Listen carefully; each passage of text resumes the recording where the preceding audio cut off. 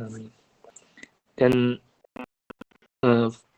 Fatihah yang terakhir buat ini ya, kita khususkan buat saudara-saudara kita di Gaza, di Palestina, buat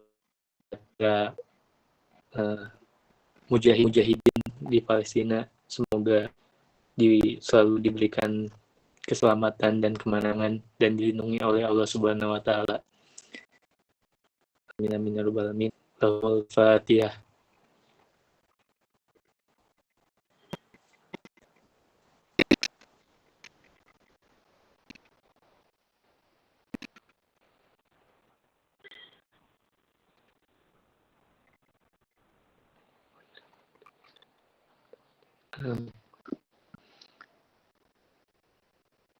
Buat teman-teman semuanya yang di sini,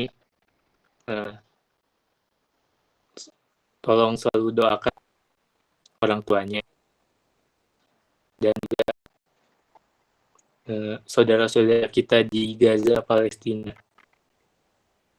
karena itu gitu yang bisa kita bantu saudara kita yang di Palestina, luaskan di internet tentang Gaza gitu, biar orang-orang lebih terbuka, biar dunia juga tahu apa yang sebenarnya terjadi di Palestina gitu. Saya juga ya, di Yordania itu perbatasan antara Israel di pertengahan di sama Palestina sama dekat Israel juga negara seberang. Kalau di Indonesia sama Malaysia gitu, deketan sebelahan Yordan tuh. Di sini juga udah sering banyak aksi-aksi protes ke pemerintahan dari pemuda-pemudanya, sampai gedung kalau ngelihat gitu di aman Yordania itu gedung kedutaan Israel itu dibakar gitu di sini, diserang. Dan walaupun kita cuma bisa berdoa dan menyebarkan berita-berita tentang Gaza, itu bisa jadi wasilah kita gitu untuk membantu saudara di Gaza. Kayak kisahnya saat Nabi Ibrahim dibakar, kan ada satu semut yang bawa setetes air buat bantu nyiram. Lalu ditanya gitu sama cicak, ngapain kamu bawa setetes air, gak bakal ngaruh gitu, gak bakal apa-apa, gak bakal matiin membakar Nabi Ibrahim gitu. Terus semuanya itu menjawab gitu, saya ini membawa air sebagai tanda bukti saya itu pada sesuatu yang bukan kepada yang gitu. Walaupun kita cuma bisa menyebarkan lewat Instagram, lewat WhatsApp, berita-berita tentang Gaza, cuma bisa membawakan dan donasi banyak gitu. Sebenarnya itu bukti salah satu tanda itu kepada yang hal, bukan kepada berpihak pada Za'al haqqu wa zaqal bila innal batila zahukan. Karena akan kebenaran bahkan ya, tolong doakan orang tuanya dan saudara-saudara kita di Gaza. Hari kita kajian, kita ada alim wal muta'alim,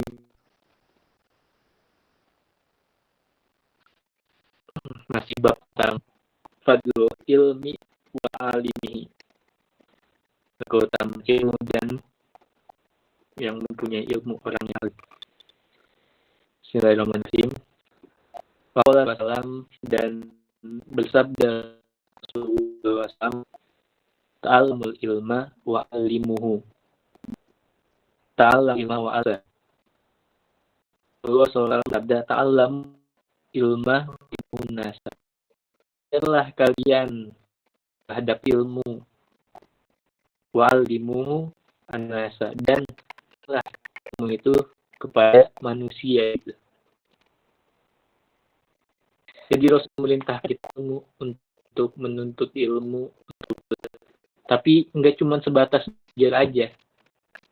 Nama Rasulullah, wa'alimu an-nasa, dan ajarkanlah kepada manusia, kepada orang-orang itu. Jadi itu diperintahkan oleh Rasulullah untuk mempelajari ilmu. Setelah mempelajari ilmu, kita diperintahkan untuk mengajarkannya. Setelah belajar, mempunyai ilmunya, tentang diperintahkan untuk mengajar apa yang kita dapat dari apa yang kita pelajari gitu. Karena kan kemarin di halaman sebelum Rasulullah juga bahwa hasil dari ilmu itu adalah amal perbuatan, seperti itu. Dan percuma juga kalau kita punya ilmu, kita belajar tapi gak amalin gitu. Tujuan kita punya ilmu, tujuan kita belajar awalnya itu untuk kita sendiri dan untuk diamalkan ke orang lain. Kalau ada orang yang berilmu tapi ilmunya itu hanya sendiri, tidak disebar, tidak diajar ke siapa-siapa, mungkin dia lupa niat awalnya dulu dia belajar itu untuk apa. Seperti itu. Minimal kita sebarkan ilmu itu, minimalnya itu keluarga kita sendiri, untuk adik-adik kita, kalau punya adik, untuk saudara, keponakan. So, kita bisa ngaji, kita ajarkan gitu, ibadah. Insya Allah jadi amal jariah gitu. Sampai nanti bisa adik misalnya saudara kita ajarin sekarang, kita ajarin kita tajwid tentang sholat, kemudian dia besar punya anak, lalu anaknya itu diajarin sama bapaknya yang hasil diajarin kita gitu, akan terus mengalir gitu. Adik kita punya anak, karena adik kita tahu baca Quran diajarin sama kita, adik kita ngajarin ke anaknya, jadi selalu mengalir gitu. Ini ya pahalanya, amal jariah jadinya.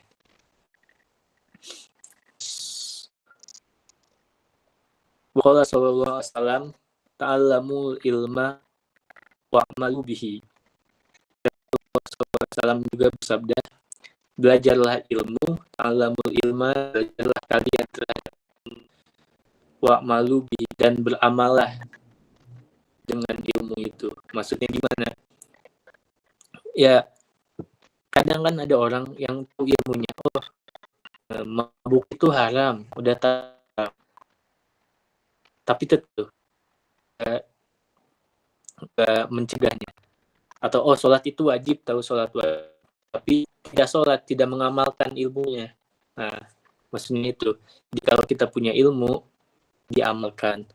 Dan juga ada orang yang punya ilmu, cuma bisa menyampaikan doang, tapi tidak mengamalkan. Kamu jangan mabuk, tapi sendirinya mabuk.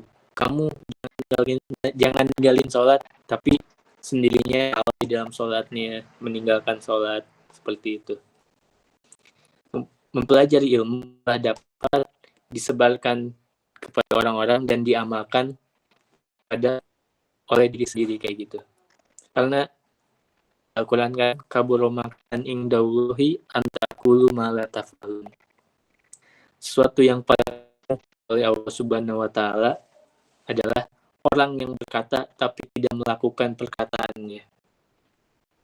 Seperti itu. Jadi al-ilma wa malubi. Belajarlah setelah mendapatkan ilmunya, maka amalkanlah dengan ilmu itu. Kalau kita tahu hukum sesuatu, kerjakan hukum itu, taati hukum itu. Seperti itu. Kita tahu setiap malam Jumat itu sunnah baca Al-Kahfi, maka baca surat Al-Kahfi setiap malam Jumat atau setiap hari Jumat. Karena kita tahu kan hukumnya sunnah kalau misalnya udah tahu gitu.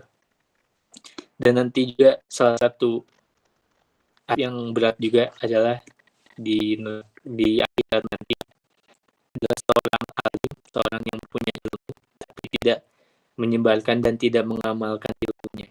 Jadi kalau kita udah punya ilmu, kita amalkan, kita ada orang-orang lain gitu, kita sebarkan seperti itu. Jadi jangan cuma mentok di kita tahu sesuatu, kita sebarkan gitu ilmunya. Jangan sampai cuma mentok di kita. Insya Allah jadi amal jariah gitu. Makanya seorang guru itu kan pahlawan tanda jasa, kan tanpa tanda jasa penuh dengan tanda jasa. Kalau nggak ada guru, mungkin kita nggak bakal jadi apa-apa, nggak bakal bisa jadi siapa-siapa.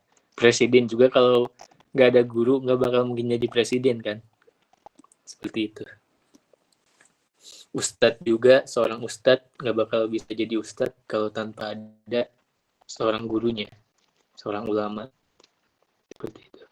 Tapi saya jadi ini agak overthinking semenjak pertemuan minggu terakhir, pertemuan dan Adabul Alim wal Mutalim, kan ngebahas tentang, kan ada yang nanya tentang hukum gimana kalau kita salim ke seorang guru, seorang ustadz kan boleh, cuman kalau seorang ulama biasanya ilmunya udah tinggi, biasanya itu tawadu, ngerasa nggak pantas buat dicium tangannya. Nah terus saya ini ada beberapa pertanyaan yang belum kejawab, terus di chat pribadi sama admin Ustazah Novianti mungkin ya, karena di WA-nya saya taunya tulis namanya itu Ustazah Novianti gitu. Saya panggilnya Ustazah, terus oh iya Ustazah, terus beliau menjawab saya bukan Ustazah, afwan gitu. Jadi ini jadi overthinking ke sayanya gitu. Saya pas gak ya dipanggil Ustadz gitu dengan ilmu yang minim kayak gini. Kan tadi juga sama Ustazah Aziza sebagai moderator yang kita tunggu-tunggu terus ya dari Ustadz, jadi makin overthinking. Aduh, jadi benar-benar saya dipanggil Ustadz gitu. Aku dipanggil Ustadz. Karena kalau di Mesir ya, setahu saya Ustadz itu untuk orang-orang yang udah lulus S3 gitu. Udah lulus S3 baru bisa dipanggil Ustadz.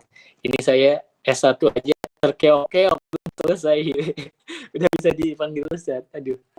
Jadi merasa jadi overthinking gitu. Aduh. Semoga bisa pantas dipanggil Ustadz gitu. Amin. Lalu waqala sallallahu alaihi wasallam, dan bersabda Rasulullah SAW, ta'amul ilmah wa kunu min ahlihi. Ta'amul ilmah, belajarlah kalian terhadap ilmu, wa kunu min ahlihi, dan jadi kalian dari ahlinya ilmu. Maksudnya belajarlah ilmu sampai kita menjadi ahli ilmu, seperti itu, sampai kita mempunyai ilmunya, seperti itu maksudnya. Jadi belajarnya ini itu motivasi agar kita belajar itu dengan sungguh-sungguh. Hadis ini itu sebagai motivasi ya, agar kita itu belajar sungguh-sungguh, agar kita itu belajar dengan benar-benar gitu, bijuhdin jahid. Jadi kalau belajar itu harus fokus, mencatat, mendengarkan, seperti itu. Hadisnya kan udah jelas, ta'allamul ilma wa kunu min ahlihi. Belajar ilmu sampai kamu ilmu, sampai kamu punya ilmu. Bagaimana kita dapat menjadi ahli ilmu kalau belajar kitanya nggak fokus, kalau belajar kitanya nggak istilahnya benar gitu, main-main. Jadi kalau misalnya yang lagi kuliah atau yang lagi mondok, baik itu pondok salafi yang pulang pergi atau biasa, belajar yang benar-benar dicatat setiap keterangannya, di garis bawahi, dan jangan lupa di murojaah. Jangan cuma di kelas doang belajarnya, terus sampai ke kamar, sampai ke rumah udah ditutup, pernah dibuka-buka lagi. Dibuka laginya buka bukunya, kitabnya pas kajiannya itu. Jangan seperti itu ya. Kalau kita ngaji itu harus sering-sering murojaah biar kita jadi ahli ilmu, orang yang mempunyai ilmu. Waqala sallallahu alaihi wasallam, dan bersabda Rasulullah sallallahu alaihi wasallam, yuzanu yaumal qiyamah midadal ulama wadamu syuhada. Yuzanu akan ditimbang yaumal di hari kiamat, midadal ulama tintanya para ulama, wadamu syuhada dan darahnya para syuhada, para syahid, orang yang mati syahid. Di sini Rasulullah menjelaskan nanti di hari kiamat ini akan ditentang tinta-tinta seorang ulama yang menulis kitab. Kan banyak ulama yang menulis kitab, mengarang kitab tentang tasawuf, tentang fikih, tentang tauhid, tentang akidah. Ditimbang tuh sebagai amal kebaikan tinta yang telah ditulis, dan darah-darah para syuhada, para orang-orang yang mati syahid itu akan ditimbang sebagai amal kebaikan. Jadi kalau ada yang di sini ada yang bakat dalam menulis gitu ya, bikin cerita yang baik, yang bagus gitu. Semoga nantinya tulisannya itu jadi motivasi buat orang-orang dan bisa jadi amal jariah gitu. Saya pengen bikin buku, cuman nggak tahu, nggak bisa nulis. Paling rangkuman, insya Allah lah. Terus waqala sallallahu alaihi wasallam,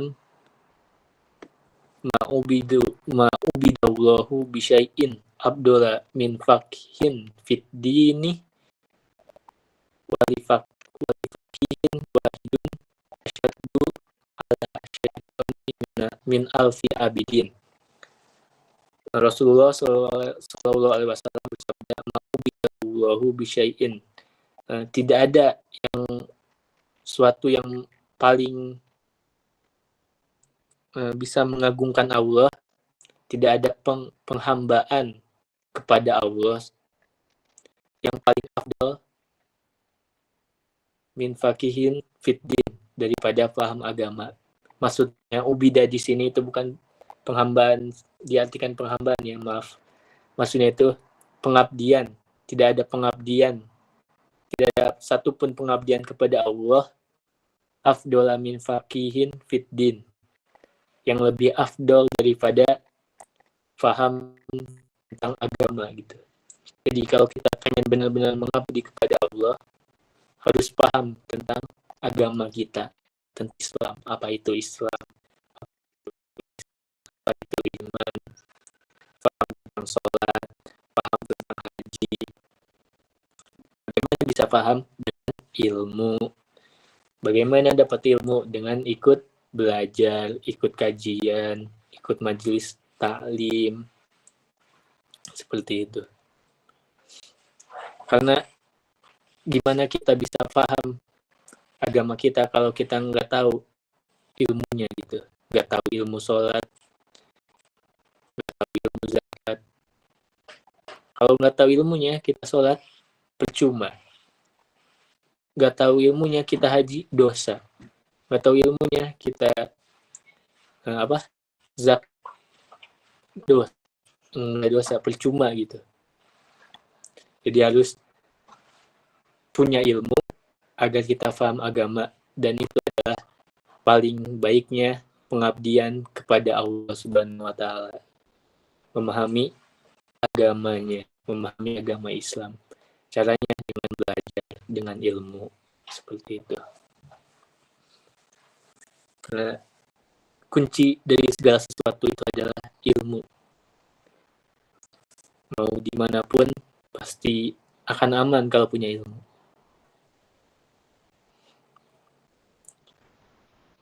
Terus dilanjut, wali faqihin wahidun asyaddu ala syaitani min alfi abidin. Dan satu orang fakih, satu orang yang ahli ilmu, faham agama, lebih berat bagi setan daripada 1000 orang yang ahli ibadah tanpa ilmu. Jadi setan itu lebih berat menggoda orang yang ahli fikih, ahli agama, ahli ilmu daripada 1000 orang yang ahli ibadah tanpa ilmu. Seperti itu. Kan dibahas sebelumnya, orang yang ahli ilmu itu lebih tinggi daripada orang yang ahli ibadah. Jadi dituliskan lagi, satu orang yang ahli ilmu itu lebih berat digoda oleh setan daripada 1000 orang yang ahli ibadah tanpa ilmu. Seperti itu. Karena contohnya itu Syekh Abdul Qadir Al-Jailani gitu. Jadi saat itu Syekh Abdul Qadir Al-Jailani itu melihat cahaya terang gitu. Cahaya terang. Lalu dari cahaya itu ini ada suara, ibu suara berkata seperti ini, bilang kayak gini, cahaya di cahaya itu, wahai hambaku Abdul Qadir Jailani, kamu nggak usah sholat lagi, nggak usah puasa lagi, terlepas dari segala kewajiban. Karena pintar, cerdas, mempunyai ilmu, lah Rasulullah aja setingkat Nabi, setingkat Rasul, masih wajib sholat, masih wajib puasa. Masa saya yang di bawah Rasul udah gak diwajibin lagi buat sholat, buat puasa? Ini pasti setan nih yang goda saya. Langsung laknatullah alaih, kata Syekh Abdul Qadir Jailani. Laknatlah kamu, wahai setan. Nah, sedangkan misalnya ada juga kisah seorang ibadah tapi tanpa ilmu, sama kayak gitu. Kedatangan ada lagi ibadah gitu, terus tiba-tiba ada suara setan, godaan dari setan. Karena kamu, wahai fulan, karena kamu ahli ibadah, kamu udah terlepas dari segala kewajiban, gak usah sholat lagi, gak usah puasa lagi. Karena dia gak punya ilmu, cuman ahli ibadah, gampang oleh setan buat dijerumus. Langsung dia, wah yang bener ini, langsung sholat lagi, gak pernah ibadah lagi. Kalau kita mempunyai ilmu, itu sulit untuk digoda oleh setan, sulit untuk dijerumuskan oleh setan. Tapi kalau kita cuma ahli ibadah tapi nggak ada ilmunya, kayak contoh cerita tadi, gampang untuk dijerumuskan oleh setan. Seperti itu. Gampang untuk menuju kesesatan, gampang merasa sombong, seperti itu. Dan menganggap rendah orang-orang lain gitu. Biasanya kayak gitu kalau orang cuman ahli ibadah tapi gak ada ilmunya. Terus Faqala sallallahu alaihi wasallam, dan Rasulullah sallallahu alaihi wasallam juga bersabda, yashfa'u yaumal qiyamah salah satu al-anbiya'u sumal ulama'u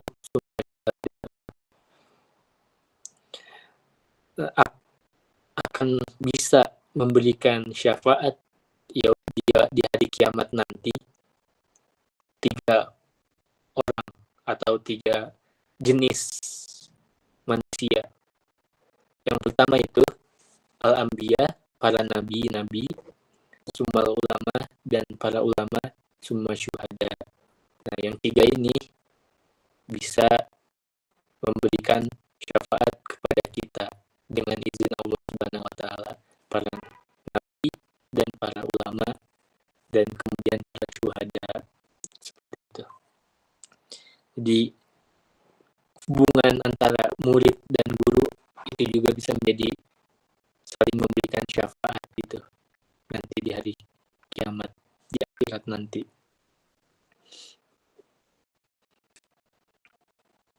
Lalu waruya annal ulama yaumal qiyamah ala manabiro min nurin, dan diriwayatkan bahwasanya seorang ulama, seorang yaumal qiyamah di hari kiamat nanti ala manabiro min nurin, akan ada di mimbar-mimbar yang terbuat dari cahaya. Maksudnya gimana? Jadi nanti di hari kiamat itu seorang ulama itu akan ditempatkan di mimbar-mimbar yang terbuat dari cahaya. Mimbar itu kan buat orang-orang yang agung gitu ya, buat orang-orang yang tinggi. Kita ngelihat orang mimbar aja kita tertipu gitu, kagum, wah ini siapa nih ada di mimbar, udah melihatnya udah tinggi gitu melihatnya, apalagi mimbarnya terbuat dari cahaya. Jadi itu yang akan diberikan oleh Allah kepada orang-orang yang ahli ilmu saat hari kiamat, akan ditempatkan di mimbar-mimbar yang terbuat dari cahaya. Udah gak kebayang itu, saking agungnya, saking mulianya orang-orang yang ahli ilmu, diberikan mimbar-mimbar yang terbuat dari cahaya. Tapi para ahli ilmu yang mengamalkan ilmunya ya, yang mengajarkan dan mengamalkan untuk diri sendiri, seperti itu, dan bukan kepentingan duniawi, tapi untuk kemaslahatan umat. Karena ada orang-orang yang menjual ayat-ayat Al-Quran untuk kepentingan pribadi, untuk apa ya istilahnya, untuk memperkaya dapur sendiri, seperti itu. Jangan. Kalau kita berdakwah, kalau kita mengajar, itu harus ikhlas karena Allah Ta'ala. Kalau udah ikhlas karena Allah Ta'ala, bukan karena apapun, insya Allah akan datang aja rizkinya. Jadi nggak usah menjual agama atau menjual ayat-ayat Allah istilahnya untuk kepentingan pribadi, seperti itu.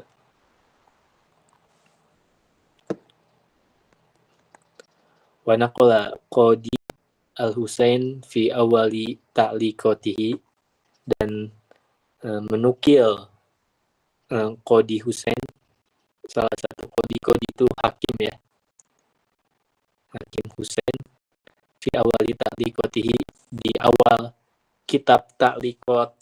Jadi Al-Qadi Husain ini mempunyai kitab namanya ta'liqat.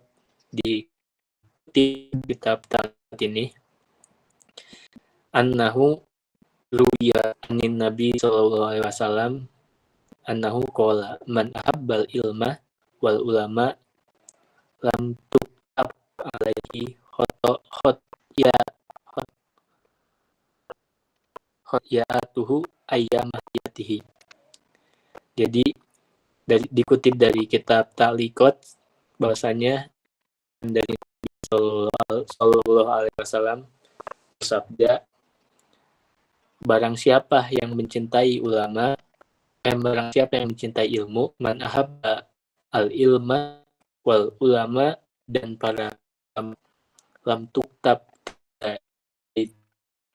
alaihi kesal ayyama hayati, di hidupnya, di selama hidupnya. Maksudnya gimana? Hadis itu sebenarnya masih banyak perdebatan di kalangan muhaddisin, di kalangan ahli hadis. Yang bisa kita simpulkan, bisa kita ambil dari hadis ini adalah kalau cinta ilmu dan mencintai ulama, pasti kita akan taat, akan nurut sama perintah-perintahnya gitu. Kayak contohnya, misalnya kita cinta sama ulama, terus ulama itu bilang, jangan berzina, jangan mabuk-mabukan, jangan gibah.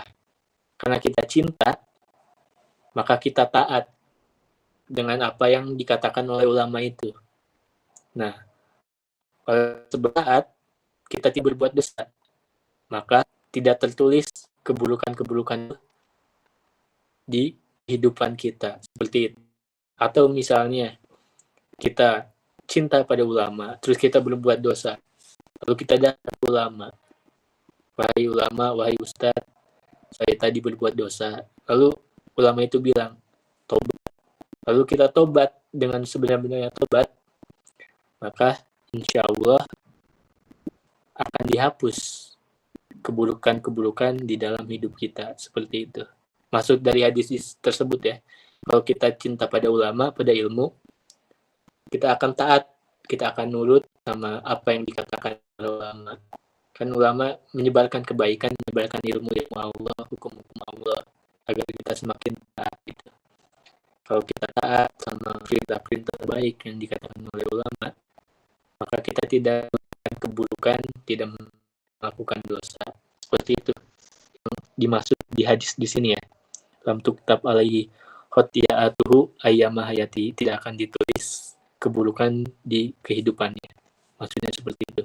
Cuma kalau kita cinta, misalnya kalau kita cuma artiin secara konteks asli, arti hadisnya tanpa penafsiran, tanpa tafsil gitu. Misalnya nggak diartiin yang cinta itu nurut dan menaati perkataan ulama yang baik-baik gitu. Jadi kita nggak bakal berbuat dosa. Bisa diartiin secara langsung gitu. Barang siapa yang cinta ilmu dan ulama, maka tidak akan ditulis. Maka orang-orang bakal berbuat dosa. Kalau pemahamannya dangkal ya, saya cinta ulama ini, gak bakal apa dosa yang saya buat itu, dosa-dosa yang saya buat gak bakal ditulis. Itu pemahaman salah ya.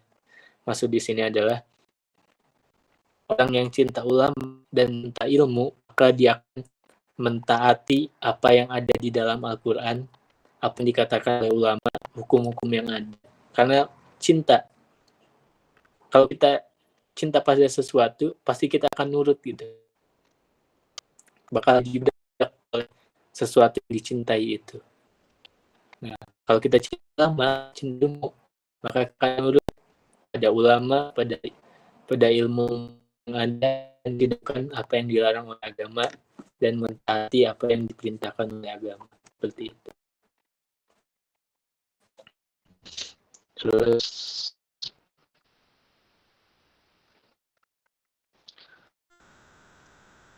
qala wariya anahu sallallahu alaihi wasallam qala sholla khalfa alimin faka'annama khalfa nabiyyin faman sholla khalfa nabiyyin faqad ghufira lahu.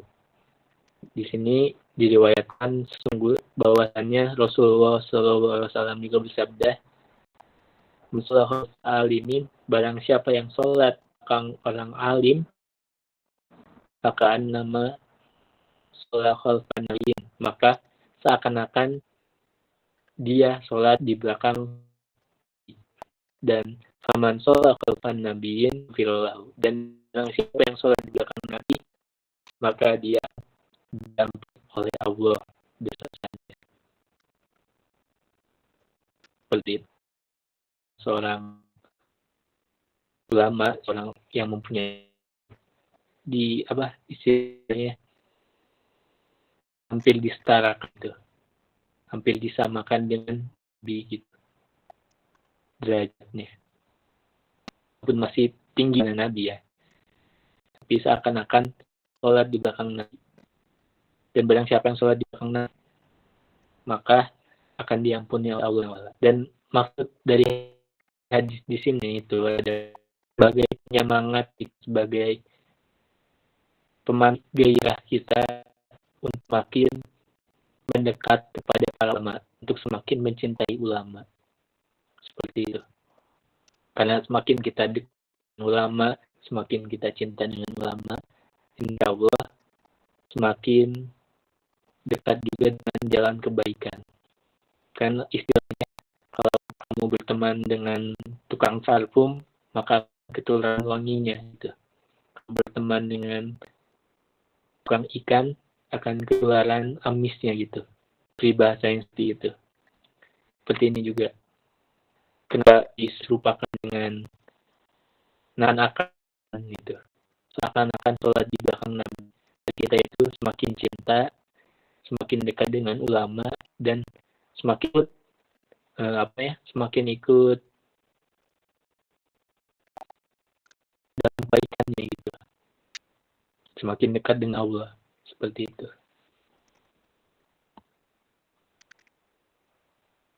Terus fi hadisin Abi radhiyallahu anhu, dan dari ini asar ya, asar itu hadis itu kan sesuatu yang dikatakan oleh Nabi. Kalau asar adalah perkataan yang dikatakan oleh sahabat, itu disebutnya asar. Wa fi hadisin Abi Dzar radhiyallahu anhu, dari Abi Dzar radhiyallahu anhu, anna hudura majlis dzikrin abdul min sholati alfi raqatin wa syuhudi alfi janazatin wa yajati alf mayyit. Dari Abi Dzar radhiyallahu anhu, berkata Abi Dzar, sesungguhnya hadir majelis zikir di sini itu majelis ilmu. Karena kalau kita ikut majelis ilmu, pasti kita akan berzikir kepada Allah, bakal ingat kepada Allah gitu. Afdolu, lebih afdol min sholati alfi rokaatin, daripada sholat sunnah 1000 rakaat, dan menghadiri melayat 1000 jenazah dan menjenguk 1000 orang sakit. Jadi kalau kita hadir ke majelis ilmu itu lebih afdol, lebih utama dibanding sholat sunnah 1000 rakaat, dan lebih afdol daripada melayat 1000 jenazah dan menjenguk 1000 orang sakit. Seperti itu. Dan insya Allah di pembahasan selanjutnya akan dijelaskan lagi keutamaan majelis ilmu itu apa. Dan hadis-hadisnya banyak juga tentang apa aja yang bakal turun saat kita hadir ke majelis ilmu, keberkahannya seperti apa. Seperti itu. Mungkin langsung ke sesi selanjutnya, Ustazah. Masya Allah, tabarakallah, syukran jazakallah khairan katsiran. Semoga apa yang disampaikan dapat bermanfaat untuk kita semua dan mudah dipahami. Mungkin lanjut ke sesi berikutnya, yaitu sesi tanya jawab. Bagi yang ingin bertanya dipersilahkan di kolom pesan. Jangan lupa sertakan. Bagi yang ingin on mic dipersilahkan izin terlebih dahulu, nanti baru saya persilahkan. Mungkin mau bertanya dipersilahkan. Batas nanya berapa, Ustaz? Apa dibatasin? 5 aja kali ya? Berapa, Ustaz? Ya. Oke.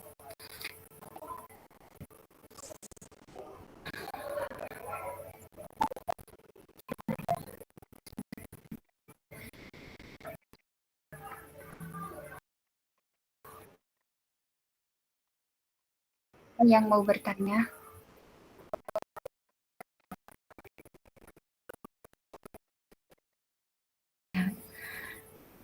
Udah pada paham? Enggak. Ayo teman-teman, mungkin ada yang mau ditanyakan. Mungkin kurang paham apanya gitu.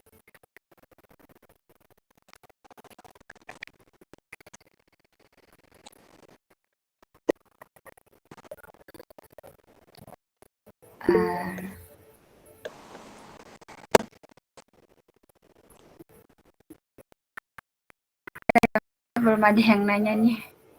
Ya.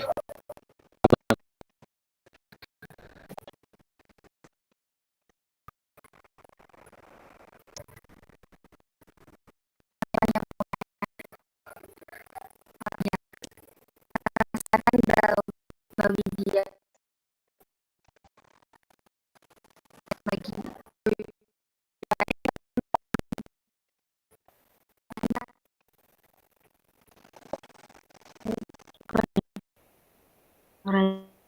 Izin bertanya ya Ustaz, mengenai takzim terhadap guru ya Ustaz. Nah jadi Ana itu sempat mengalami beberapa kejadian tentang takzim guru ini. Dengar nggak Ustaz? Kedengaran. Patah. Ini udah jelas.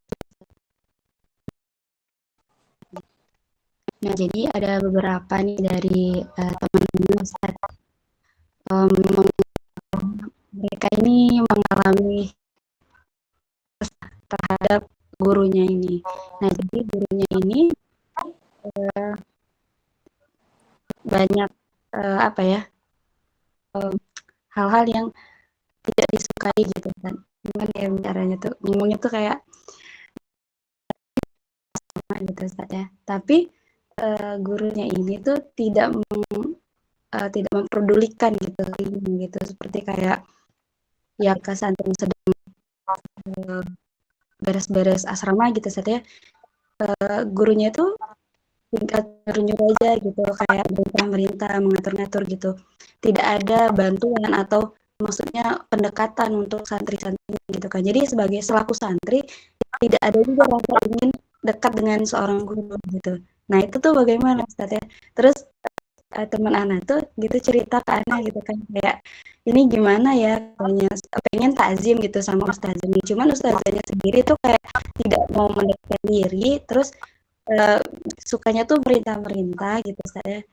Terus kayak ya benar-benar tidak ada apa ya, rasa untuk menjadi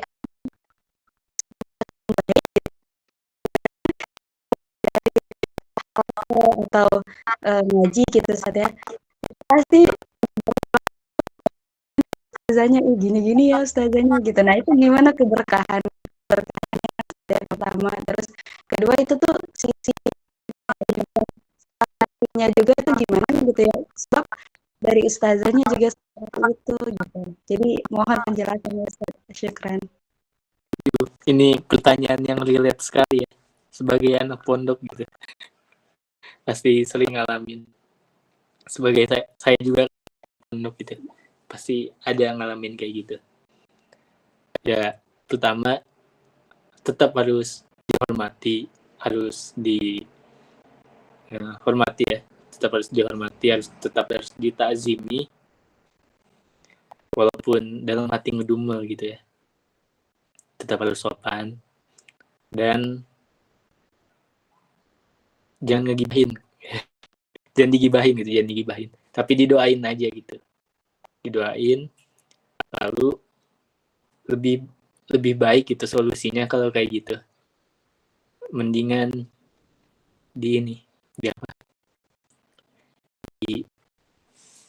diaduin aja, diaduin ke yang lebih tinggi gitu posisinya, atau dari pengasuhan santrinya cocok, kurang dari segi ininya, dari segi tanggung jawabnya atau apanya kurang gitu, kurang cocok sama anak-anak, biar ganti sama ustazah yang lain kayak gitu. Takutnya nantinya malah jadi dongkol-dongkolan satu sama lain gitu. Lebih baik solusinya minta diganti aja ustazahnya. Nah, kan kalau semakin jarang ketemu kan semakin berkurang juga konfliknya gitu. Dan nggak bisa disalahin juga santrinya. Karena itu juga karena itu apalagi murobi asrama ya istilahnya, gurunya gitu. Jadi pasti salah gurunya sih kalau menurut saya, karena guru itu kalau di film Dilan kan ya, guru ditiru asik. Ya, jadinya biar makin mengurangi gibah dari teman-teman.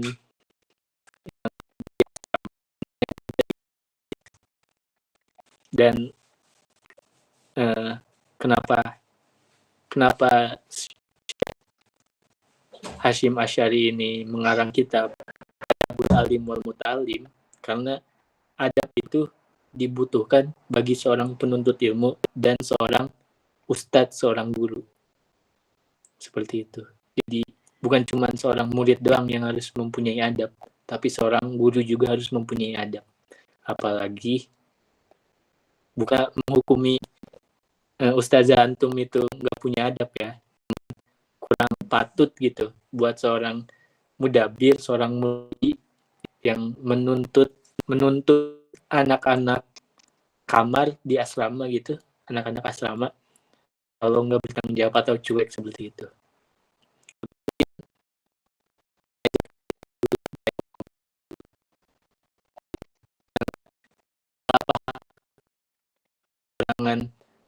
Kurang saling itu biasanya gara-gara kurang komunikasi gitu. Mungkin ustazahnya husnuzonnya ya, mungkin ustazahnya itu lagi ada masalah, lagi ada yang mengganggu pikirannya, jadi full mengayomi anak-anak asramanya kayak gitu, seperti itu. Tapi pastinya biar mengurangi konflik dan mengurangi gibah-gibah yang ada gitu. Saya mau menanggapi Ustaz.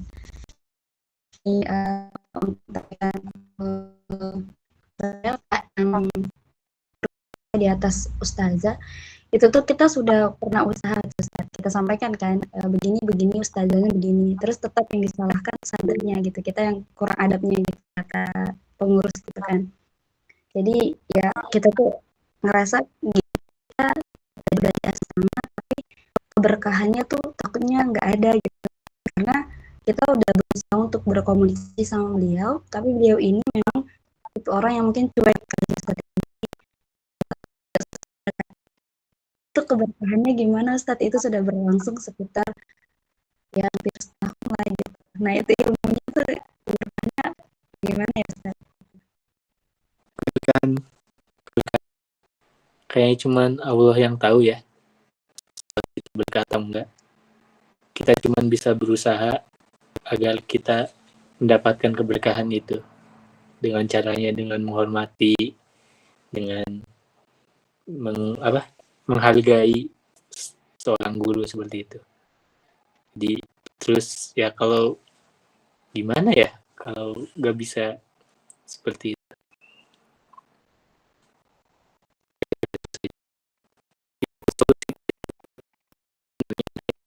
Ya itu aja, minta diganti. Soalnya kalau nggak diganti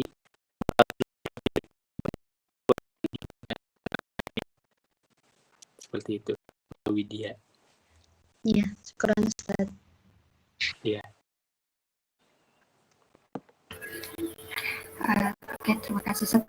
Pertanyaan kedua yaitu Assalamualaikum Ustaz. Saya mau nanya, kita kan kalau menuntut ilmu itu harus izin dulu ke orang tua. Orang tua saya di majelis ilmu, bagaimana kita menjelaskan kepada orang tua? Mungkin itu Ustaz. Caranya harus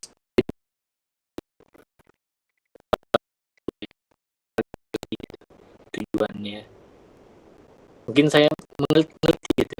Kalau dari sudut pandang orang tuanya saya ngerti gitu. Karena kebanyakan anak-anak zaman sekarang itu yang ikut majelis di luar itu kebanyakan cuman mau main-main gitu. Atau mungkin biar bisa nongkrong sama temen-temennya malam aja gitu. Seperti itu. Nah, caranya dijelaskan dengan baik ke orang tuanya.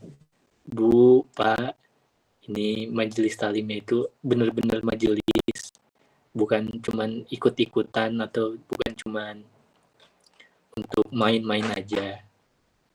Seperti itu. Dan di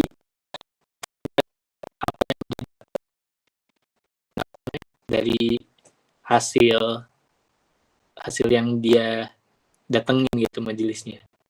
seperti itu. Udah nurut aja, ikut kajian yang kayak sekarang aja, asyabuhul ilmi, kajian-kajian online kan lebih aman di rumah, apalagi seorang perempuan seperti itu. Kecuali ada mahramnya kalau mau ikut kajian majelis talim di luar.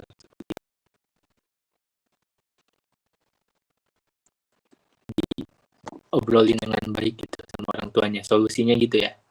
Dan kalau udah nggak diizinin, ya ridhonya Allah itu sesuai dengan ridhonya orang tua, seperti itu. Dan kenapa saya paham gitu, kenapa orang tua ada yang melarang, bukan karena mereka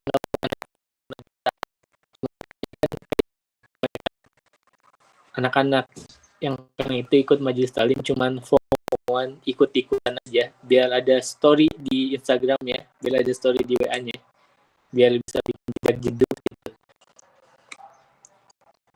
Karena kan saya ini ya, dulu pernah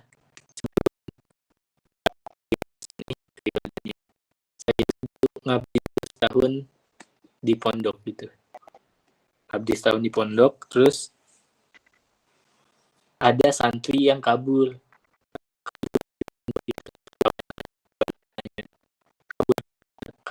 ke lapangan, ke balai desa, soalnya ada majelis taklim, ada habaib, banyak habaib. Oh, terus ditanya sama saya gitu, emang kamu kurang belajar di pondok gitu? Enggak, terus kan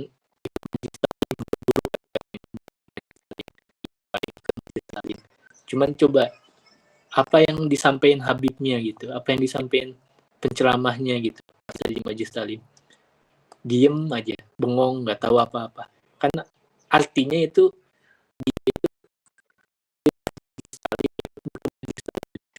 ikutan, cuman gara-gara banyak orang yang datang ke sono, banyak orang yang bikin status, ikut-ikutan, pengen ikutan.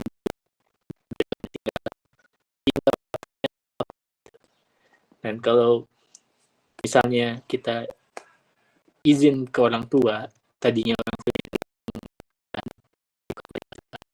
izin ikut ke majelis talim, setelah pulang buktikan kita dari majelis itu lebih baik, akhlaknya lebih bagus, budi pekerti yang lebih bagus, seperti itu. Mbak siapa tadi yang nanya? Mbak siapa ya? Mbak Siti, Mbak Sri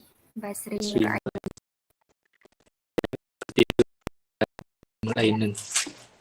Semoga ini ya, semoga apa namanya, bisa dimengerti dan bisa diterima. Amin. Ini pertanyaan terakhir ya Ustaz, yang ketiga.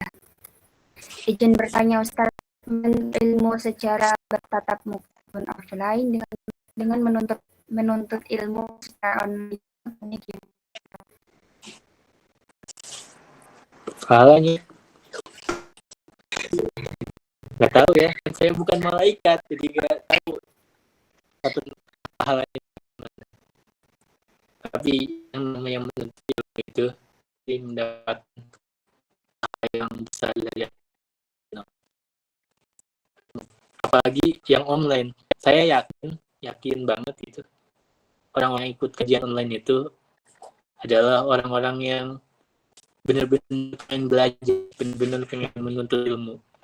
Karena di sela-sela kesibukannya, entah itu kerja, entah itu kuliah, tapi karena ada kajian online, maka cepat itu buat ikutan. Maka itu mungkin pahalanya lebih besar gitu, di sela-sela kesibukan, masih menyempatkan untuk menuntut itu. Mas, saya nggak tahu, saya sama ikat, jadi nggak tahu pahalanya sama atau enggak ya. Saya kita belajar langsung ya, akan turun rahmat oleh Allah di tempat itu. Masya Allah, kita seperti ini juga mendapatkan rahmat dari Allah itu, mendapatkan keberkahan karena sama-sama menuntut.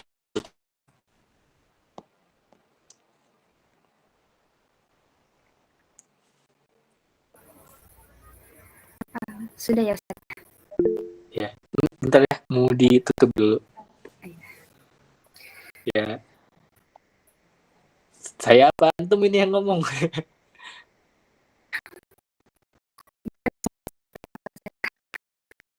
Anda dulu ya. Iya Ustaz. Mohon maaf atas segala kekurangan-kekurangannya. Semoga bermanfaat karena saya juga masih belajar di sini, masih menuntut ilmu.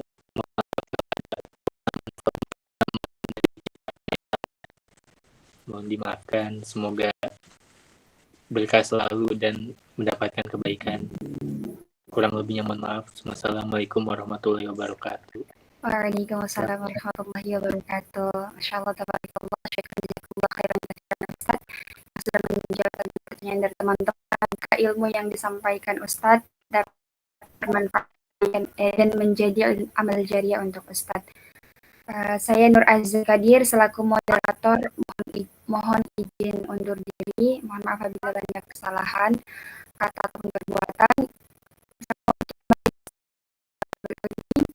Apabila ada kesalahan kata ataupun perbuatan dari majelis ini, saya izin undur diri.